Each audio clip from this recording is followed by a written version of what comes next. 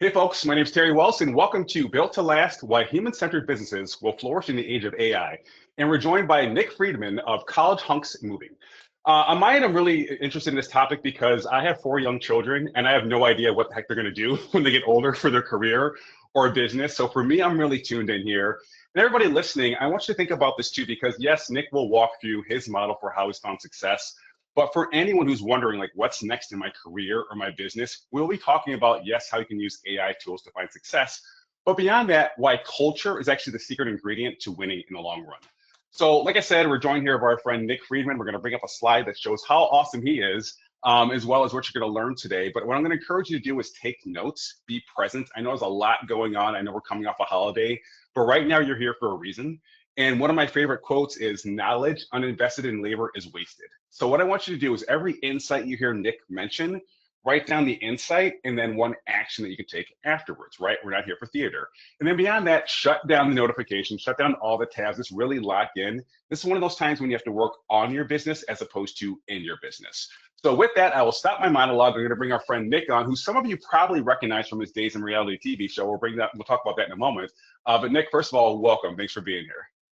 Thanks for having me, Terry, and appreciate the opportunity. Awesome. So Nick, let's go into your story. Who are you? How did you build this amazing business? Give us some backstory here. Yeah, well, I started the business back in college over 20 years ago with just a beat up cargo van and a simple idea, building a purpose-driven business to help provide a convenient solution for people to get rid of unwanted items and to move their stuff from point A to point B. It was actually my best friend from high school. His mom had a beat up cargo van from her furniture store, and she looked us up and down and said, "You guys can be college hunks who haul junk." And we just laughed about it at first and ended up making that the brand. We started after winning a business plan competition our senior year. I always tell people we went and bought a 1-800 number to make ourselves look bigger, put it on the back of the truck. It was still routed to our cell phone. People would call the 800 number to complain about the erratic driving. And I'd be the one in the driver's seat answering the phone, pretending like I wasn't the one driving, saying I'll fire those guys when they get back to the office. And fast forward 20 years later, I call it a 20-year overnight success. We now have roughly 200 franchise owners around the country, 300 million in annual sales. We've been ranked as one of the best franchises to own, an AI-proof franchise with hands-on services that really cannot be automated, and really a tech-enhanced but human-powered solution, which I think is what we're going to be talking about today. Yeah, I'm looking forward to digging into that. So folks listening, by the way, I have a lot of questions, but please do ask yours as well. I'll be watching the comments over here to ask them to Nick. But Nick, before we officially hop into it, so driving erratically is one way that you built your business. Another way is also appearing on reality TV shows. Can you just tell us about that as well? Because that sounds incredible. Yeah, that's one of those, kind of icebreaker, did you know stories. We've been on, I think, more reality TV networks than we joke. We say more than the Kardashians. We were on the very first episode of the very first season of Shark Tank. So you can pull that up from the archives. And from there, we were still single at the time. We were on a show called Millionaire Matchmaker on Bravo. And my business partner, I don't recommend this as a date idea, but he picked his date up in one of our College Hunks trucks and took her to clean out a garage, and then took her to dinner afterwards. And of course, it was a disastrous date. Would have probably been a meme if those existed back then. But again, to your point, got the brand out there. And since then, we've been on a handful of others, probably close to a dozen. Most recently, we were on Undercover Boss, which was a really cool, unique experience to go back to the front lines where we started in markets where we had never been, and really get to experience firsthand, whether our values and culture were being lived as we believe they should be. Yeah, I love that approach. It's very uncanny. It takes a lot of bravery as well, but it clearly worked.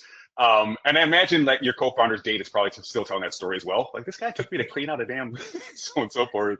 But another way that you've given back and even built your brand is by writing a book called Effortless Entrepreneur.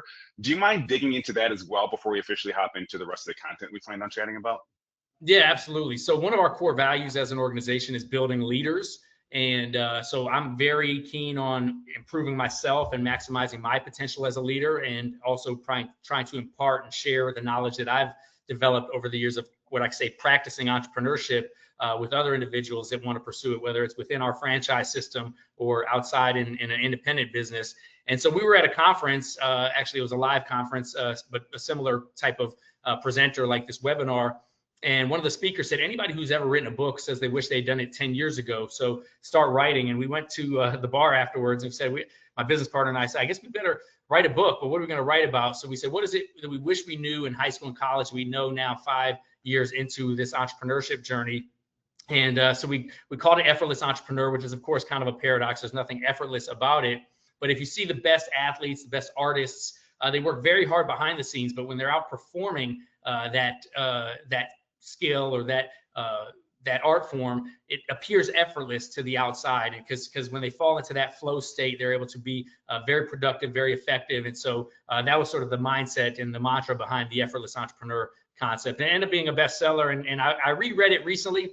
I would say it's 90% still relevant. I would change a few things. We wrote it when we were in our 20s and we were, kind of bachelors, and wrote it with a little bit of an edge, thinking we'd sell extra copies, but thinking we were going to be the next Tim Ferriss, maybe, from the 4-hour work week. But it is still some relevant and timeless principles of business, even as much as, things have evolved technologically since then. Yeah, and let's dig into that, right? So you started this business because your friend's mom called you a bunch of hunks, and then you went with it. But it seemed like kind of like back of the napkin, like kind of idea that just took off. So I'm wondering, as you found more success, how did the business evolve as you grew, as you brought on more partners? Like, what did that look like from like start to where you're at now? Yeah, well, I shared the story about us being the individuals on the truck, and one of our mentors recommended to us a book called The E-Myth Revisited by a guy named Michael Gerber, who we ended up getting to write the foreword for our book. And in that book is a really simple message. He says you got to learn to work on your business, not just in it. You got to create systems and processes for your business to grow. And when we read the book, felt like it was written about us. And so we literally just started documenting how we did everything in checklist format. How do we drive the truck, answer the phone, haul the items, greet the clients? And then eventually that turned into hiring systems. How do we hire and train people to do these things, to answer the phone, to haul the chunk, to drive the truck? And that evolved into ultimately our franchise model. And so we became students of entrepreneurship to begin with. Then we became students of the franchise industry.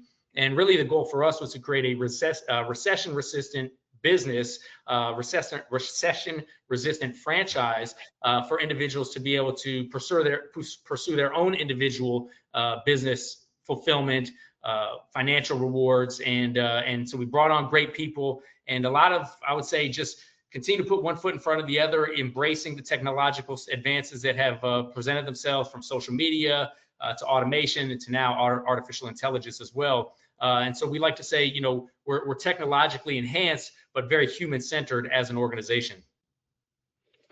Yeah, and I think that's really what's important, because artificial intelligence is only useful if you start with natural intelligence, right? And your curiosity and also willingness to get started, I think, is really important, because a lot of folks, we have these amazing ideas, but they never leave Google Docs or the back of the napkin, whereas you and your team have been willing to just move forward and try things and make messy progress. So I think for all of us, that's a really good example of how to move forward. But on your end, I'm curious, like, how do you think that the current landscape for your brand, or even like the franchise space, has shifted over the past several years? And specifically in regards to how AI might have impacted that as well? Yeah, well, of course, AI is sort of this zeitgeist in the ecosystem right now. That's what we're talking about here on this webinar. But what we recognize, to your point, is that critical thinking, creative thinking, and human touch are things that really cannot be disrupted. And I guess, in our business model, and I think the home service space in general, we have a little bit of an advantage as well, because it still requires a human to physically do the work. We're probably 5, 10, 15 years out before any sort of reliable robot type helper might be able to help lift the other end of that couch, maybe longer than that, right? And even still, if you're having somebody come into your home, or you're making a phone call, you want to talk to a live person, a human that kind of has a level of empathy and understanding of what you're going through. We say when people are calling us, they have a need. They're stressed out because they're moving from point A to point B. They have junk or clutter that's creating space, taking up space in their living area. And so we have an opportunity to remove that stress. We developed a company purpose. We say to move the world. And we think you can only do that with a level of human touch. And so the hands-on services that can't be automated are the ones that we're seeing really move forward in the franchise sector. You look at fast food, or you look at retail, and they're quickly automating the ordering systems and the processing systems as well as they should, because that's what technological advances do. It enhances the consumer experience as well as the efficiency of the business. But that's going to make a lot of businesses in a lot of positions somewhat obsolete. So we firmly believe that there's, as I mentioned, a recession-resistant component to our business, a human element of our business. And then because we have a franchise model and we're learning from each other, it allows our franchise owners to be in business for themselves, but not by themselves in the process. Yeah, I mean, I love the forward-thinking approach to this because obviously X years ago when you started the business, you didn't see AI coming and the impact it would have. But I think all of us right now need to stop and think, okay, the business that you're working on, how's this going to survive in the age of AI? Like actually ask AI, are you about to end my job or my business? Because I see so many folks like buying courses and coaching and all this stuff for things that are like building up the previous version of what success looked like. But it's like, if you're not adjusting right now, if you're not agile, then you will get left behind. But if you can latch onto these things, it's a great accelerant because you're being an early adopter to these things. So on my end, I'm glad that you're bringing this up, how even you with this traditional business had to make this change. Otherwise, things wouldn't work out too well. I also love the fact that you're saying, look, our job is to reduce the stress for our audience, right? And leading with that type of empathy for your audience, saying, I understand you're going through this. It is challenging. Let us help you. I think, again, you're doubling down on that human connection that, again, AI is not going to do. Yeah, I think you hit it on the head. I mean, think of AI as a tool, just like any other tool, just like the smartphone was when it first came out. I mean, when we started our business, thankfully there was GPS. We weren't reading maps to get around like they, maybe my uncles and father were doing, or like I was doing, coming out of college. But we had the GPS that you'd stick on the windshield, and then it would fall down. You had to put it back up, and then eventually we got smartphones. When we first started, we didn't have Google pay-per-click. We had Yellow Pages. We didn't have social media. We had flyers and signs. And so everything is an evolution, and the evolution happens much more quickly with technological advances. We're no longer scribbling appointments in a notepad. We have a full, robust scheduling system and pricing algorithm and routing system within our franchise organization that makes us really tech forward. And so I think if you think of artificial intelligence as a way to remove the friction from the client experience, and if you're just trying to jam it on to create efficiency, but you're actually creating a more friction-based experience for the client, then it's ultimately going to backfire. And we tried that ourselves in our call center, for example, where we tried to test some AI chat agents and so forth. And we realized that the client sentiment was much better when they were talking to a real person who understood and could really ask clarifying questions to get to the root of their needs. And I just don't think the technological aspects of the bots are there yet, and they may never get there from a true human need standpoint. So I think having that human first thinking with the approach to business, and again, our business has an advantage because we actually require physical humans to go into the place of people's homes and businesses to lift the heavy furniture. But even if you're thinking about how do I leverage technology, it should be how do I leverage technology to remove the friction for my clients? What friction exists that would be easier for my clients, not for my business, by providing this? And in our case, we think of our customers as the frontline end user of our service, but we also think of our constituents as our team members and our franchise owners as well. So how do we leverage AI to make the job easier for our movers who are going into people's homes? How do we leverage AI to make the franchise experience better for our franchise owners and more profitable for them out in the field? And so that's, I think, the lens as any business owner should start thinking about these as tools to support their business and to help their business scale forward. I agree. And like as you were talking, it reminded me of the book Essentialism, where the central theme is like do less but better. So with AI, some folks are like, oh, we can do this and that and that and that. I'm like, okay, cool, dude. But like, how about the stuff you're supposed to be doing in the first place? How about you just do that better and less of the admin work associated with it? So you're definitely nailing that. And one thing we talked about earlier was something called the 4 Fs. And I really want to nail this down because like when I heard this framework, I was really excited about it. So you said that there's 4 elements that can lead to someone being a successful franchisee. And I'd love for you to list out those 4 Fs. Everybody listening, now's the time to take notes, by the way, because when I heard this the first time, I was really excited. So Nick, if you don't mind just sharing back those 4 Fs again, that would be amazing. Yeah. So look, if you're considering a franchise to invest in or to purchase, or you're just considering a path to go down from a business standpoint, I always encourage our prospective franchise owners to consider these 4 F words: fit, family, financial, and fun. or fulfillment could be the last piece. So fit is, do you have a skill set or a background that would be relevant for this business model?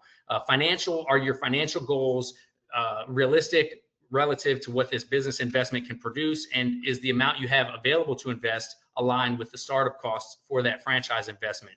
The family component is really critical, meaning is your spouse or your friends or your inner circle believing in what it is that you're about to go do? Because if they're telling you to turn left and you're saying, well, I'm going to turn right, the minute things get tough, when you make that right turn, they're going to say, I told you you should have turned left. So you want folks that are in the boat with you, turning right and cheering you on along the way. And then the fun factor or fulfillment factor is really, I think, a critical piece of the puzzle, because we're not in this just to make money. You want to make a positive impact. Everybody wants to feel like they made a difference in the lives of others and that they continue to enhance themselves as leaders. And so we believe that our business is really a platform that provides individuals an opportunity to touch on those 4 F's if they so choose, where they can apply a skill set that could be produce a lucrative financial return. They can provide and provide a supportive environment for their family to benefit and ultimately be fulfilled in the process. So that's why we always say we're a purpose-driven, values-based franchise opportunity. We're socially conscious, and then we are tech-enabled and results-obsessed as well. And I think those components, I'm thinking they may sound like buzzwords, but those components support that 4F framework that we encourage our prospective franchise owners to contemplate when they're thinking about investing in a franchise. And a great example of that, quite frankly, is we're actually one of the top franchise opportunities for veterans. And if you think about that, it's because there's a fit, there's a background that fits their experience and their prior training. There's a level of fulfillment that they get from being part of our organization, where they're mentoring and developing leaders out in the field. They're mentoring and coaching our frontline employees, that we call the Hunks, honest, uniform, nice, knowledgeable service providers, as we redefine the word. And so we're building leaders, not just businesses, in our organization. And I think our best franchises think that the opportunity of mentorship in our organization is a blessing, not a burden. And they believe in that purpose and mission wholeheartedly. And that's where we see the most success, leveraging the platform that we've developed. I want to double click on the 4 F's. Can you give me an example of fun? So for anyone who's listening, who's like considering creating a franchise in general, like what is one fun aspect of being a franchisee that you'd like to share? Yeah, well, I was at the Miami football game recently, and we use a lot of sports analogies in our business, and there's a reason that sports are fun. It's because there's a competitive drive, there's a team component to it, there's a scoreboard, and you get to evaluate the outcome and celebrate the wins. There's also a reason why these video games are so addictive and people are playing, Candy Crush on their cell phone, and they're not even making money. It's because they're increasing levels of complexity. They can see how their score compares to their prior score or compares to their peers. And so we're big proponents of what we call gamification in business. Like, let's create a fun, competitive landscape where you're competing with the other franchise owners to see who can put up the most points, who can have the best client success testimonials, online reviews, referrals. Then we're competing amongst the frontline labor force, the frontline hunks, who can get the best net promoter score with our clients, the best online reviews, the best upsells, the best referrals. And then again, you create that scoreboard and you show a level of progress and progression through their careers and through their franchise evolution. It creates a fun and fulfilling environment for anybody. Where it doesn't get stale. And that we actually made one of our core values as well: create a fun, safe, winning team, because winning is fun. And we don't want to just be there to, kick the ball around like, Middle League or Pee Wee soccer. We want to put the ball in the net and celebrate with some real earned trophies. And so that's the component of the fun factor that we like to develop. And I encourage any business owner to think about how you can create a sports-like atmosphere. And again, I think our business is very well suited for it. Obviously, we've got this name, College Hunks. We started in college. Our office environment, our warehouse environment has a locker room type environment to it. But we tell the teams we've got to be able to perform on the field and have a winning locker room. So you've got to have high performance standards, like a Nick Saban would coach at Alabama football when he was there. But you also have to have team members that align with the core values and are going to be supportive of one another and be welcoming to be held accountable and want to be their best versions of themselves and get better as leaders. And so I think all of those components for me as a founder has been a lot of fun, because I like to play sports growing up. I'm a big sports fan, and being able to weave those sports elements into the business framework, I think really touches on that fun fulfillment factor for any business. Yeah, I agree. And you're actually having fun talking about it, so I can tell it's not as lip service. But it's funny, as you were talking about like, creating like a sports team, the gamification, and like keeping track and everything. Even with my own family, again, I have 4 kids under 10 years old, and I'm starting to run it more like a sports team too, including they can get assists by helping their siblings out with something. So we have a whiteboard, like how many assists did you get this week, so on and so forth. So now we're trying to gamify them supporting each other. So it can work for a company, it can work for a family as well. So thanks for bringing that up. I have 4 under 10 as well. So you and I might have to trade notes, or we'll do a separate webinar on that one. Yeah. We'll both coach our teams here. Let's go deeper into the whole automation part, even like the future of work. Because again, I was talking about my kids, your kids, like what are they going to be doing going forward? So on your end with that is the segue here. What industries do you think are most affected by automation right now, and which ones are proving more resilient? Yeah, well, look, I think anything screen-based, repetitive, transactional, those are things that are going to get very challenged when it comes to automation and artificial intelligence. And I think what's proving resilient so far in the early stages are definitely hands-on services that cannot be automated. Things like home services, logistics, in our case, moving and junk removal. So businesses and franchises that solve real-world problems, that solve human problems, those don't go away. And so that's why, like I said, we feel like ours is kind of both a recession-resistant and AI-proof franchise opportunity that is worth doubling down on. I don't envision our kids are going to be necessarily driving trucks, lifting furniture themselves, but we want to develop them to be able to lead teams, to be able to lean into client needs. I don't think the people improving their homes or moving from point A to point B is going to stop anytime soon. That's just part of human nature and part of our societal makeup. And so I think being able to be there where people are and be able to solve those real world needs is going to be hypercritical. And it's, as we said earlier, leaning into the tools that make it less difficult to be able to procure those services, or less difficult to be able to experience those services, but still being able to have a human touch element to it, right? There's something I think pleasant about going to the Chick-fil-A and interacting with the staff that they have there. And Chick-fil-A has been very intentional about how they train their staff to say "my pleasure" when somebody says thank you instead of "you're welcome" or And so we've tried to take pages from that playbook as well to really create a positive human experience that people are going to want to share and talk about and come back and do the repeat referral side of things, which is how the business ultimately grows. Let me ask you a question here. Well, I guess it's my job. By the way, folks, if you have questions too, we're keeping an eye on them. Like, please do present them. We'll keep an eye on it. But Nick, let me ask you a question, okay? I was talking to Cody Sanchez, and one of her focuses on people buying boring businesses, right? So laundromats, stuff like that. And she mentioned sometimes it's the ego that gets in the way of the economics, right? People want to say they have some sexy app or something kind of futuristic, not a laundromat. And that actually holds them back from creating real sustainable revenue. So I'm wondering on your end, have you ever seen that where franchisee owners are like, yeah, I want to be a business owner, I want to have something, but oh, moving stuff, that doesn't sound cool. How about some app that helps you find your left shoe? Have you ever seen that issue where it's like the ego is getting in the way of the economics because they don't want to say that this is what they're doing? Do you mind expanding on that? I've definitely seen it, and it's double in our business, right? Because some people might turn their nose up to moving and junk removal, and then some people might also turn their nose up to this. What is this silly name? College Hunks hauling junk. What is this? I'm too cool for that school, right? But I can sit here safely and say 20 years later we're doing 300 million in sales. It's nothing to turn your nose up at, and we've got franchise owners who have become multimillionaires because of this business model, because of the name, because of what we do for our clients and communities. And so, sure, I've been in the room at entrepreneurship conference, even myself, where I felt like maybe a little bit of that imposter syndrome, which is also ultimately really, I think, just another word of saying insecurity.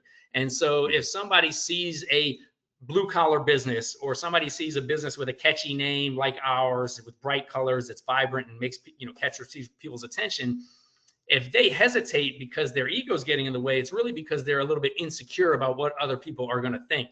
But really what you should be worrying about is, again, back to those 4 F's, the fit, family, financial, and fun. If they can meet those goals, forget about what everybody else thinks, because you're going to be laughing all the way to the bank when the business is ultimately successful. Of course, you want to be able to make sure that you can be passionate about what you're doing. And if your ego is too big, that it's going to prevent you from wanting to really get up every day and do this business. But I think what you have to see is beyond sort of this, I'll say, stigma of blue collar business and see ultimately what it's doing as a solution for the people it serves, the customers who are benefiting from it, the employees who are getting to develop better skill sets that are going to help make them better contributors in society going forward. There's so many layers to a front-facing business that people might again turn their nose at. And quite honestly, it's much more tangible and executable than trying to be the next Snap app chat in the app store, right? So I would encourage people to rethink their priorities if if something ego driven is holding them back from pursuing maybe a traditional business model. But one thing I will encourage is that no matter what business you're in, we're big proponents of this book called The Purple Cow by Seth Godin. And the analogy he uses is, if you're driving down a country road and you see a bunch of brown cows, you've seen it before, you're going to keep driving. But if you see a purple cow in that field, you're going to stop, take pictures of it. Nowadays, put it on social media, tell your friends and neighbors about it. And the real concept there is you want a purple cow image. So that's, in our case, the brand, the name. It's a conversation starter. It's kind of a pattern interrupt. But you also want a purple cow experience. That's the stake. So the name or colors and brand might be the sizzle, the exterior image. The steak is what keeps people coming back. And so the purple cow can't just look good, it's got to taste good also. And that's going to create the loyalty from a remarkability standpoint. And so I think what's really important for any business owner, whether you're in a traditional quote unquote blue collar business or you're in more of a new age technology business, what's different, unique, what stands apart, what's going to allow you to be recognizable in a crowded landscape. And so, I would walk into some of those business conferences wearing orange and green, and everybody else was, in a stuffy dark suit.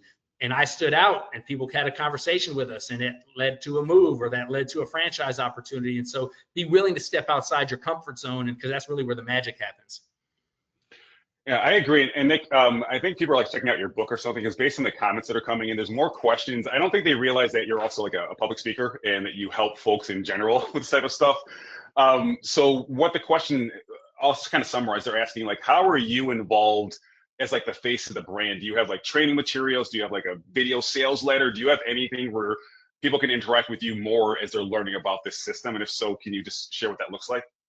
Yeah, absolutely. So, for our franchise model, we're heavily involved. And so if you go to collegehunksfranchise.com, you can, we have a very in-depth informational webinar and app that walks people through a very step-by-step process to learn more about our business model in particular. And I'm involved at the orientation of prospective franchises all the way to what we call H.U.N.K.S University, where franchise owners are learning how to run and lead and grow these successful businesses. And of course, I speak on stage at our annual franchise conference. I'm involved in coaching. I also just launched a new podcast. We call it Hunks Talking Junk. We just launched episode 2 last week, so you can check that out as well. But I'm very involved in me as the founder. I lean into what I call the visionary role in our business. So I'm very keen on sharing the history, the heritage of our business, where we started, where we've come from, what brought us to where we are today.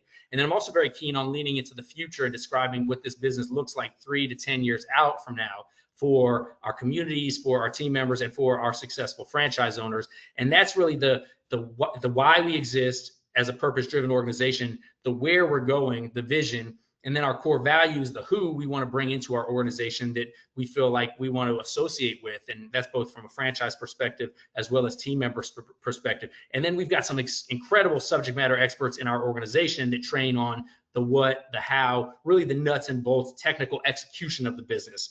So procuring the trucks and the insurance, marketing, generating leads, converting those sales, performing the move, hiring and training your staff, dispatching and managing the logistics of the day-to-day, local versus long distance moving, junk removal versus storage. So all of those is a very, I would say, comprehensive component.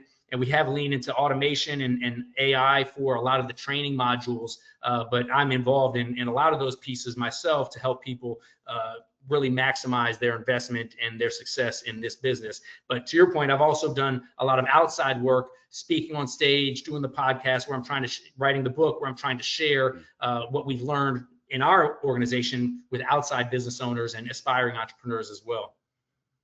Yeah, you're doing a lot, and there's a lot of questions, so I'm going to stop asking my follow-up questions and go to the next one here. But I do appreciate that. One question that keeps on coming up, though, is just for you specifically, for your franchise.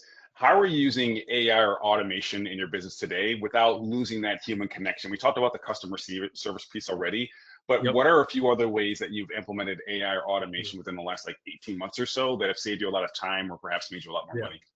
So I'll share a little bit more in-depth explanation of one of the mistakes we made, and then I'm going to Yeah, circle it back to what is how the approach that we're taking today. And got so it. the mistake we made, and I think a lot of business owners make, is they hear AI, it's going to make things much more efficient. You're going to be able to cut expenses by 30%, reduce headcount, or at least make your existing staff much more productive. But if you try to do these things in one foul swoop, it ends up creating a bit of a, for lack of a better word, really messed up situation for our customer experience. And so I was guilty of that. I'll be the first to admit it. We all make mistakes. We tried to replace a lot of our call center, which we operate a full inbound contact center for all of our franchise owners. So our franchise owners no longer have to worry about answering the phone while driving the truck like I did when I first started our business. So we have a centralized call center that fields the calls, books the appointments into our technology, allows the franchise owner to really be the mayor of their market, to go out and manage the team to execute the business and develop relationships. So we tried to leverage AI as an answering service. We realized very quickly that our booking percentage went down, our customer sentiment went down, and our franchise owners were not happy about that. So we backtracked, we admitted the mistake. And so now what we've leaned into with AI is something that Jim Collins in his book Good to Great calls bullets, then cannons. What he means by that is don't shoot your cannons, you got to preserve those. Don't, expend this giant investment on a big AI overhaul, not knowing if it's going to work or not. He says, shoot the bullets to see if it's hitting anything first, if it's creating some incremental improvements, and then you can shoot the cannons afterwards. Said another way, it's make small bets before making big bets. And so we're looking at all aspects of our business. We have a flywheel in our business, similar, to what Jim Collins describes, where it's how do we get top-notch team members in the organization at the franchisor and franchisee level? How do we provide training and world-class education to help them be most successful?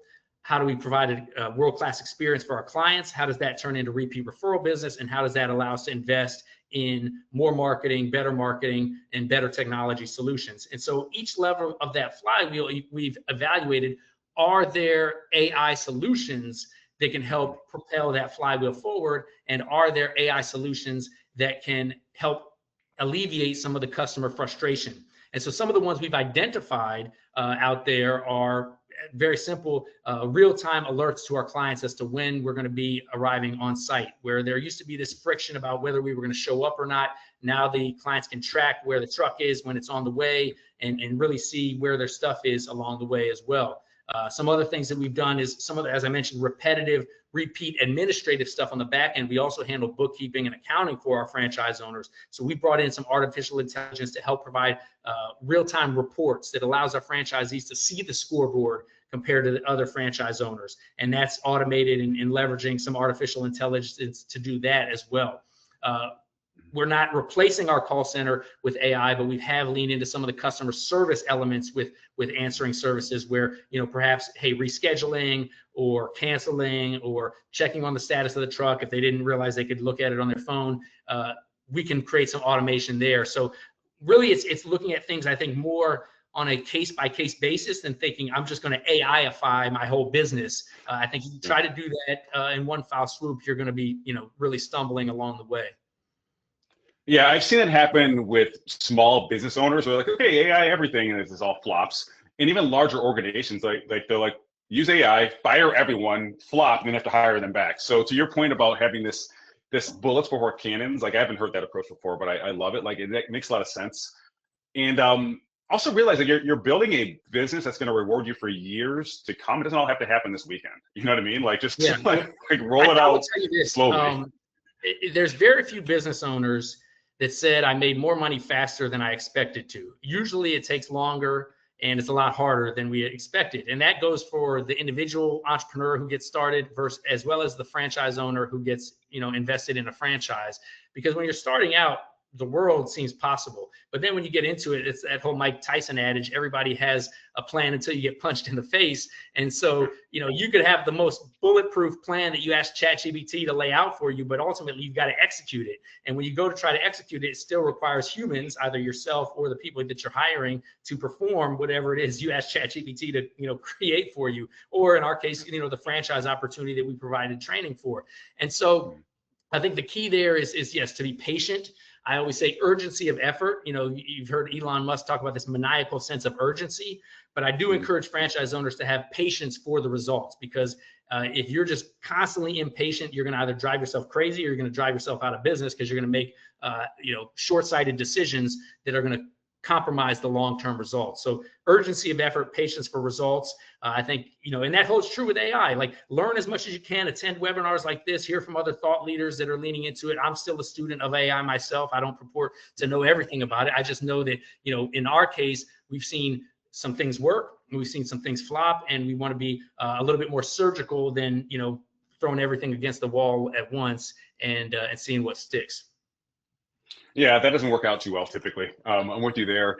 And what's funny is, like, even the way that people might search for their next business idea, whether it be a franchise or whatever it may be, has changed. On my end, I use AI obviously for a lot of research. So I'm wondering, how do you think the rise of AI has changed the way that prospective franchise owners might even look for opportunities? Like, what tools are they using? Like, what are they looking for? Is it Yeah. more like a lifestyle type search? Like, what do you think the impact is on that? Well, so some of the AI chatbots that you're referring to, whether it's Gemini or ChatGPT or Grok, and there's plenty others out there.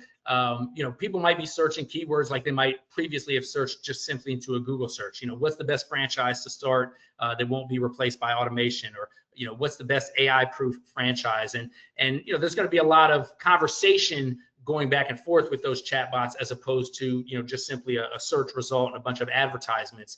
And so I think being able to lean into that conversation, thinking about the fit, the financial, the family, and the fun factor as you're evaluating that franchise, maybe putting some of those prompts into the chatbot to see, based on my prior experience. Also, maybe I'm looking at home service concepts because I don't want it to be completely eliminated from human touch.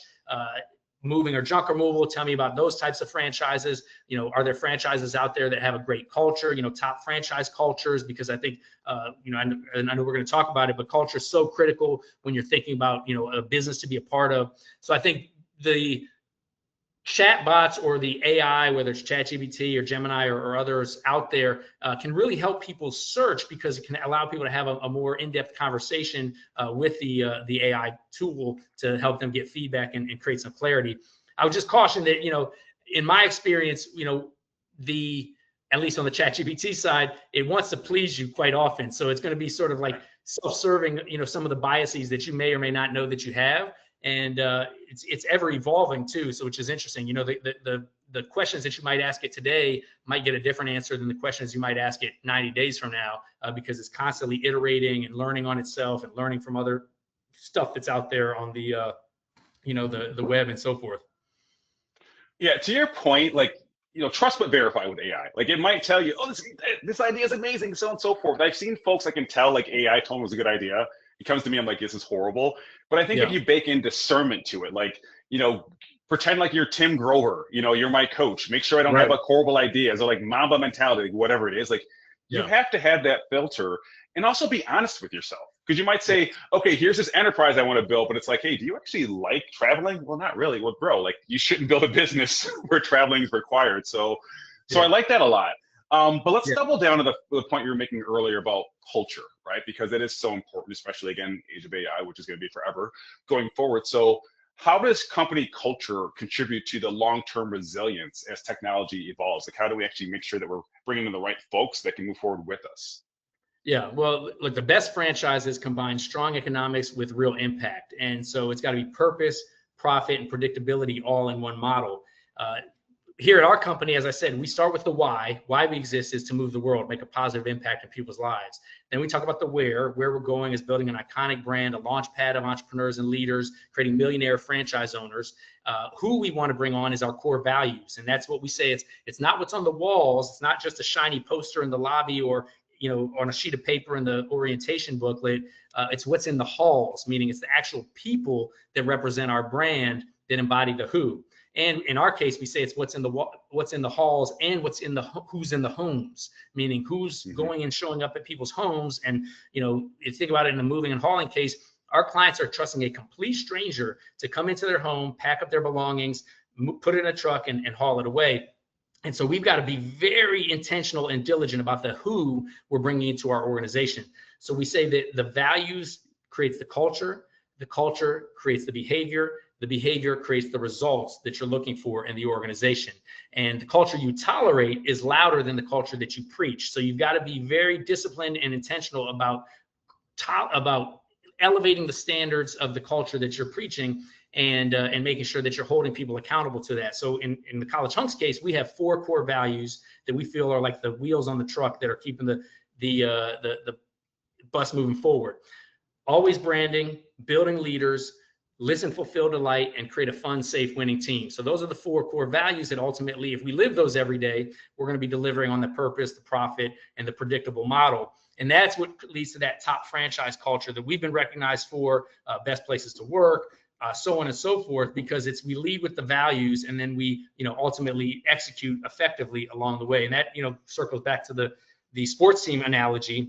A championship team has tough performance metrics, tough performance accountability, but they have strong values that allows the team to operate cohesively without egos, without agendas. And a franchise organization is very unique because we're, in our case, 200 independent franchise owners who are all cooking from the same cookbook. We're all invested in the same thing, which is the brand of College Hunks. We all believe in the same thing, which is the purpose, the values, and the vision of College Hunks. But everybody's an independent owner in their own respectable market. So we've got to have a ability to trust, have healthy debate, hold one another accountable, commit to decisions, and put results of the organization above, individual agendas and egos along the way. So long-winded way of saying the culture is everything in an organization. I would not be here today talking about this organization and its success if it weren't for the world-class culture that it's developed. So I think our moat at College Hunks, because people are like, oh, well, it's trucks and labor, anybody could do that. It's our world-class culture, our brand that really stands apart. And then it's the way we execute out in the field that really, defines who we are and how we do it. Well, let's double click on that because you're talking about standards, a commitment to excellence. And on my end, I can sell and present any idea as long as I'm confident in it. So as long as you have a great product, to your point, like you're confident in it, like it shouldn't be that hard to sell, right? And you're building this into your actual culture. You said something earlier, like it's not what's on the walls, it's what you tolerate. One of my favorite quotes is like, you don't get the life you hope for or dream for or even plan for, you get the life you tolerate. So I love how you're building these standards into your culture. And it's like, this will be the outcome. And yes, it's hard to hold that line sometimes, right? Because standards are rigid, but there's also freedom in that framework. As long as I play within the framework, things will work out well. So I'm wondering, how do you even communicate and enforce culture within your company, especially as things are moving so quickly with AI and things like that? How do you make sure the team is moving forward with you and not feeling left behind? Yeah, well, I like to say repetition is the mother of learning. And so my role as a leader, as a founder, is to repeat myself constantly with the history, the vision, cast the vision, define, share the values, and reinforce them every opportunity that I have. And I realized, it took me a little while to realize how critical that is in my role as a leader. But I think as leaders, we have to constantly be reinforcing the vision and reinforcing the values. And so we do a daily huddle every day at our head office. We teach our franchise owners how to do a daily morning dispatch huddle every day before they go out. Back to that sports team analogy, if you don't huddle up before you're running the play, the team doesn't know kind of how to execute. It's an opportunity to kind of reinforce the value. So part of our morning huddle routine is a core value review. We review one of the core values every single day. We share an example of how it was lived. We give people shout outs or kudos for living one of those core values. And so that allows it to stay top of mind, become part of our DNA. I saw an interview with Nick Saban, the former head coach of Alabama football, and they said, people are leaving for the transfer portal, people are, graduating, but how do you keep winning championships? And he said, well, this was probably 5-10 years ago when Alabama was still a dynasty. And he said, the names on the back of the jerseys may change, but the Alabama football culture and identity stays the same. And so on a good team, the coaches are holding the players accountable, but on a great team, and a world-class team, the players are holding each other accountable. That doesn't happen overnight. It happens with consistency. So I used to go to conferences and hear all this talk about culture and values, and I'd come back, just sort of almost a little bit depressed, like, I was looking up at this giant mountain to climb and, feeling afraid that, we weren't doing all these things that the speakers were touting. But then I realized that, none of this happens overnight. It's one foot in front of the other. It's repetition. It's reinforcement. There's a rule of 7 in marketing. People have to hear something 7 times before it even resonates as a potential brand for them to even, be aware of. The same holds true with your internal culture as an organization. So as a founder, as a leader, your managers, your coaches, they've got to be repeating themselves. There's kind of like, I remember some of our franchise owners even would say like, hey, I tell these guys to be in uniform when they show up in the morning. And I've told them 3 times and, this guy still shows up out of uniform. And I'm like, well, you got to tell him 4 more times before he even realizes that that's a thing, because he hasn't heard it 7 times. So, as a parent, we sometimes have to remind ourselves that, right? Like we tell our kids something, we're like, I already told you that. Like, well, you got to tell them 6 more times or at least, but because now with all the different bombardments of information, they say it might be 27 times somebody has to hear something. So to create that world-class culture, it's reinforcement. And those are things that I don't think, again, AI can replace. And that's why, the AI-based or AI-proofed franchise approach, I think, is kind of important for us to be thinking about so we can continue to be human-powered but tech-enhanced. Yeah. And I love the focus on reps. I love the focus on culture. And you have to say things 7 times sometimes. I will take a break here and talk about, okay, if I'm talking to my kids and I have to tell them 7 times, since we both have 4 kids, that's 28 times we've said the same thing. and that can be a little frustrating. And imagine if you have 10 employees, that's 70 times. If you have 100 employees, that's 700 times. And with us, we have quite a bit of turnover at a front line. So, for many of the team members in the organization, they're hearing it for the very first time, or for the new franchise owner that's just joining it, they're hearing it for the very first or second time. So we're very intentional with franchise training.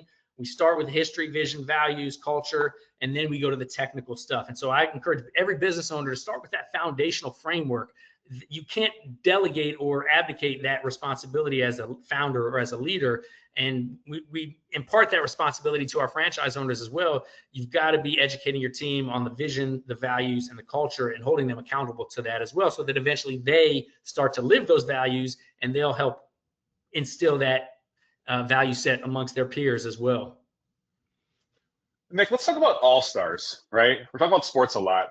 Can you give me some attributes of an all-star franchisee owner? Like, what do they look like? Like, what are the attributes do they have? Like, how tall are they? I'm making that up. But like, what are the else have? What are the assets these all-stars have? Yeah, well, look, the best franchises follow the system. They align with the core values and the vision very well. They're engaged with the franchisor and with their peers, and they don't give up. They don't give up easily. They don't get discouraged easily. And I think those 4 things would hold true with I would say any successful business owner, whether you're a franchise owner or an independent. You've got to have a system. You got to have a vision and set of values that you're, very passionate about and consistent with. You got to be engaged in the industry you're in, and you can't quit. And I think those 4 things are critical for any business owner. Our franchise system is no different. And what's interesting, people all the time ask, is it veteran-owned franchises? Is it, white-collar owners? Is it blue-collar owners? Is it former moving industry owners that join your franchise? And it's all the above. I mean, we have successful veteran franchises. We have successful moving industry veterans or folks that were in the moving industry. We have successful husband and wife franchises, female-owned franchises. Somebody that's been in the corporate world and is, doing this as kind of a last venture before they fully retire, that's been successful. And it's because in any of those cases, they share those 4 consistent components. They're passionate about the vision and values. They're engaged with us, the franchisor, and their fellow franchisees. They follow the system, and they don't quit. They don't give up. They're persistent and relentless with long-term performance. Sorry, I was like reading a question and listening to you at the same time. Was that the proper response? No, I'm doing okay though. So thanks for that. Grading myself, but I think I'm doing okay. So Nick, I know we only have a few more minutes. That's why I was looking at the question over here. But one thing that keeps on coming in quite often, I'll try to summarize, is this: like, what advice would you give to entrepreneurs who want to build a business that is going to last and can evolve with technology, but also still remain centered on people? So like, something resilient, built to last, leverages technology in a way to reduce that friction, as you said, but it also has staying power. Like, what advice would you give to those folks? Look, I would say that you don't have to reinvent the wheel. Take a simple business concept, look at our business model. We took trucks and labor. We put a very intentional creative image on the exterior and a very intentional focus on the culture, the interior, and then created systems and processes to execute the service delivery. And then we've evaluated how technology can enhance that experience for the customer. So it's not rocket science, although technology might, lead you to believe it is. And so you could look at any traditional business that's out there where people are going to have a need. The need isn't going away. It's a recession-resistant business, and technology or AI can help enhance the experience overall. And you can be very successful in that. And whether that be a franchise where you invest in a system where you're in business for yourself but not by yourself, or whether you decide to go the independent route, ultimately that decision's up to you. But those opportunities are certainly not limitless. You've got to just kind of find one that meets those 4F criteria I talked about earlier: the fit, financial goals, the family belief in it, and then the fun factor or fulfillment factor, and then take the first step to moving forward. What you mentioned earlier at the beginning of this call, Terry, that folks who are taking notes should take 1 or 2 action items on the notes or nuggets that they took from this. I would encourage folks to take a step, because movement forward and progress is the first step to fulfillment and results. Yeah, let's kind of continue with that, right? Taking the first step. And I know we're going to wrap up soon, but we mentioned earlier, like, being able to stick with something is very important. I believe you said it was like urgency of effort, but patience for the results. So let's just walk through this, right? Someone like starts a franchise, they're really excited. We often see like initially there's all this optimism, like, oh, it's going to be freaking awesome, so on and so forth. But as time goes by, the grind occurs. People hit this valley of despair. We're like, man, this is actually tougher than I thought it was going to be. And often the result is they go back and try something else, like maybe crypto, right? What I'm asking you is, when someone gets started but hits that valley of despair when they're really going through it, what advice would you give to them as a friend or just like a general expert here to help them push through that part to see what life can look like on the other side? Well, look, business ownership, the responsibility of leadership, franchise ownership, none of these things are easy. If it were easy, everybody would do it. I think Tony Robbins said the quote, if all we needed was information, we would all be billionaires and have 6-pack abs, because knowing how to do something is a lot different from actually doing it. So give yourself some grace. If you're in a business or you're starting a business, you are getting out of the stands as a spectator and you're getting onto the battlefield of business ownership and leadership. And that, as you mentioned, is a rocky road because none of it's linear, none of it's easy, and you are going to get kicked in the head from time to time.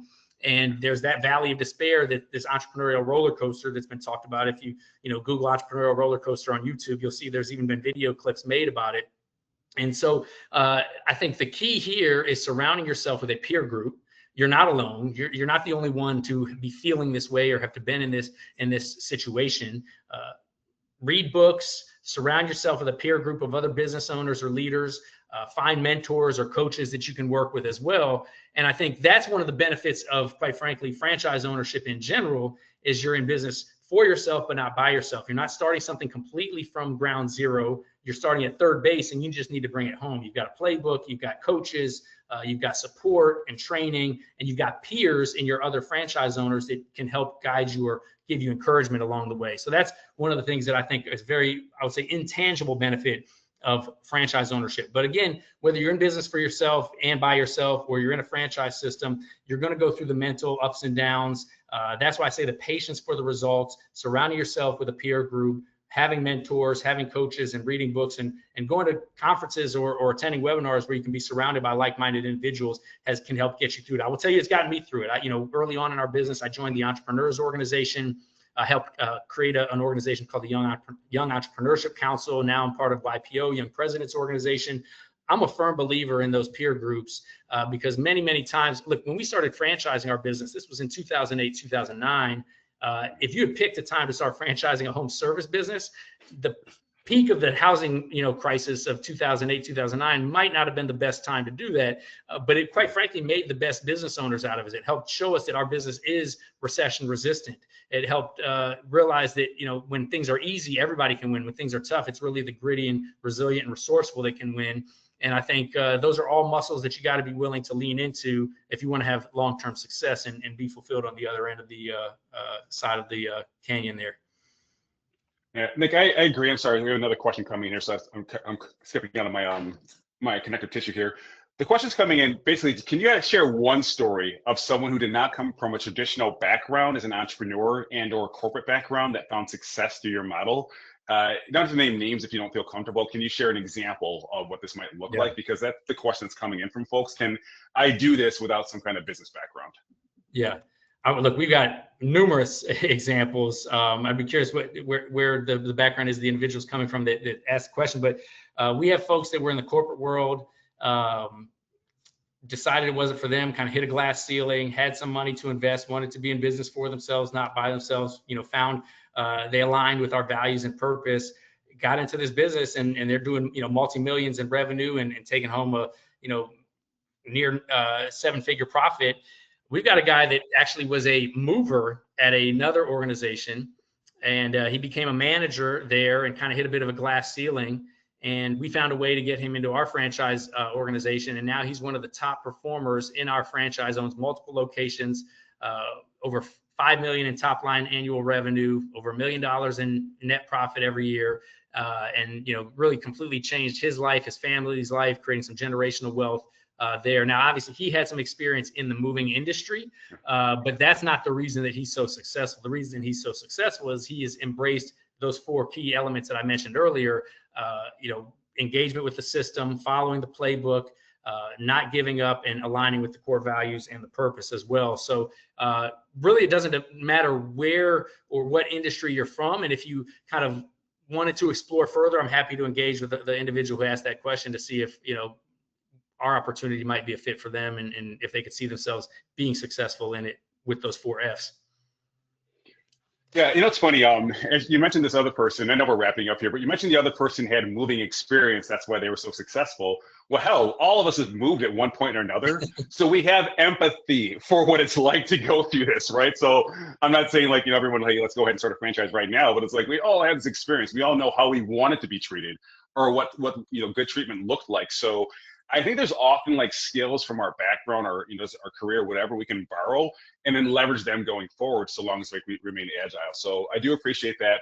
But I also know we're coming to an end here. So Nick, just to remind all of us, where can we learn more about your franchise opportunities as well as following your work? There's a lot you're doing. That VSL I know is super, super important, right? So collegehunksfranchise.com. But what does that look like if you want to learn more about your work, your franchise work, as well as you in general? Yeah, I would first say, if you're interested in a low risk, high impact franchise that's automation resistant, AI resistant, recession resistant, purpose driven, makes an impact, check out collegehunksfranchise.com. Even if you don't move forward with our franchise, you'll probably get a lot more insight into how we think about our business that might be helpful for you and your business. We've gotten really, I'm a big believer in the law of abundance. We've opened up sort of our playbook, quite frankly, for those even that don't want to be part of our franchise. So in that, you mentioned the video. There's a video that you can go through if you go to collegehunksfranchise.com. We also have an app that kind of takes people step by step through learning about the process. That would be I would say the biggest takeaway from this conference call and webinar that I would encourage people to do. If people want to connect with me, you can go to nickfriedman.com, or you can check out the Hunks Talking Junk podcast, which is available on all the podcast channels out there, where we're going to be sharing leadership, branding, and culture nuggets and expert guests that I'm going to be interviewing, and then imparting some of the things that are relevant, I think, across all business sectors. So I'm grateful that everybody took the time to lean in and learn here. And I think, leadership and learning go hand in hand. So, excited to continue to build something together. Yeah, Nick, thank you very much for this. Like, honestly, you've shared so much knowledge just from like even third-party sources, like the books you've read, the conferences you've gone to. I'm going to watch this video because I feel like you've done a lot of the hard work for me, and I can go forward from there. So thank you for that. Thank you for all our attendees. Hopefully you got some great value out of this. Share your notes with folks if you know that they attended. But Nick, one more time, thank you for this. And thanks, everybody. I'll see you next time. Take care. Thank you.